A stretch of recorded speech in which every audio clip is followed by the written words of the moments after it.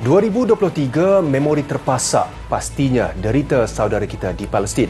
Namun konflik Israel-Palestin bukan sesuatu isu yang baru, malah sejak tertubuhnya negara haram Israel pada tahun 1948. Dan awal Oktober lalu, dunia secara umumnya menyaksikan pertembungan antara Israel dan Palestin yang belum pernah terjadi. Ikuti kronologi perang yang tercetus antara pejuang Hamas dan pengganas Israel susulan operasi Taufan Al-Aqsa.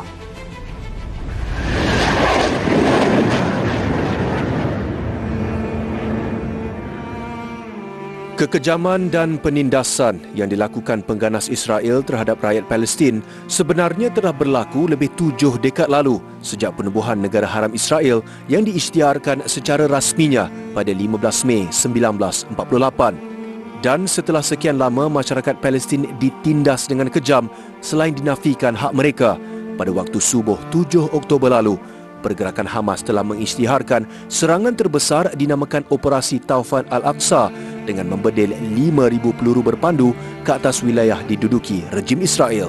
Sebagai respon terhadap serangan mengejut Hamas, tentera rejim Israel juga bertindak melancarkan serangan ke atas beberapa kedudukan pejuang Hamas di semenanjung Gaza yang telah berada di bawah kepungan haram sejak 2007 menerusi Operasi Pedang Besi.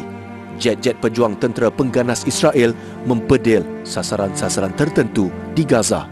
Dengan krisis yang semakin tegang menyebabkan ribuan penduduk di timur Gaza yang terletak bersempadan dengan wilayah diduduki Israel terpaksa meninggalkan kediaman masing-masing. Pada 9 Oktober, Israel mengumumkan semua bekalan elektrik, makanan dan komoditi lain ke semenanjung Gaza diberhentikan serta-merta. Bermula sejak itu, tentera pengganas Israel terus melakukan serangan udara, darat dan laut ke atas semenanjung Gaza.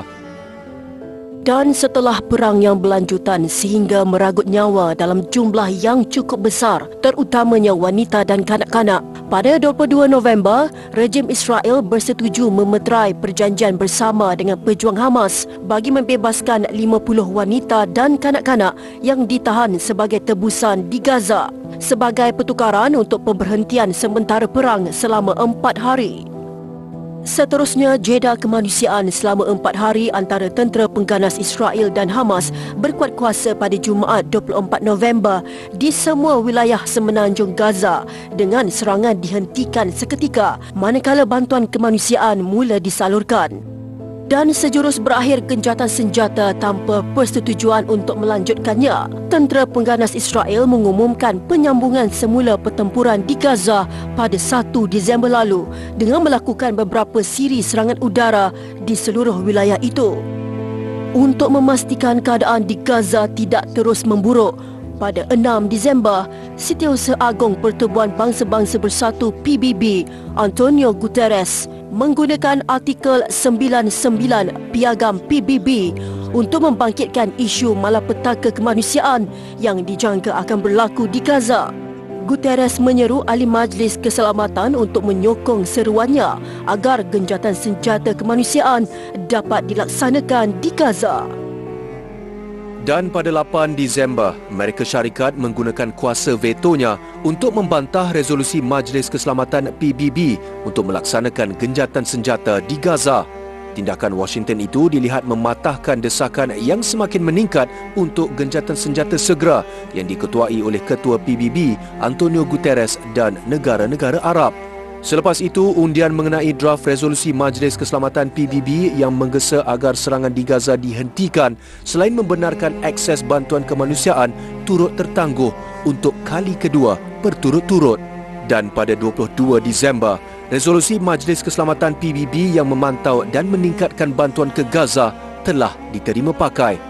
Resolusi berkenaan menyeru supaya akses kepada bantuan kemanusiaan ke Gaza dipercepatkan, dijamin selamat dan diperluaskan serta mewujudkan suasana sesuai bagi menghentikan kekejaman. Bagaimanapun, resolusi itu tidak merangkumi gencatan senjata serta-merta yang dianggap paling penting untuk menamatkan pertumpahan darah di Gaza.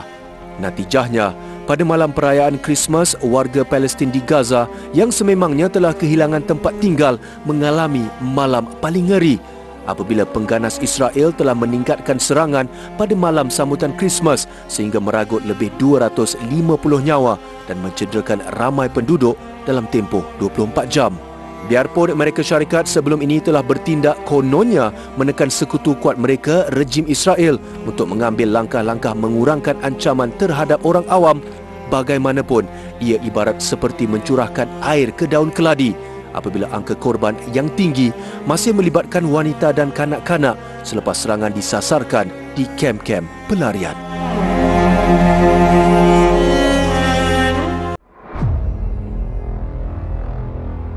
Hakikatnya, penindasan yang berlaku ke atas rakyat Palestin ketika ini bukanlah sesuatu yang baharu apabila pengganas Israel telah melanggar peraturan dan undang-undang antarabangsa dengan melakukan perkara paling keji dan terkutuk dalam sejarah ketamadunan manusia. Dengan dinafikan hak kemanusiaan serta hak untuk menjalani kehidupan dengan bebas tanpa dikongkong atau dikawal oleh mana-mana pihak, dunia akhirnya mengetahui perangai sebenar pengganas Israel yang telah menzalimi rakyat Palestin selama lebih 7 dekad. Lebih memalukan, badan dunia juga dilihat tidak mampu atau gagal menoktahkan kesengsaraan yang ditanggung rakyat Palestin selama ini.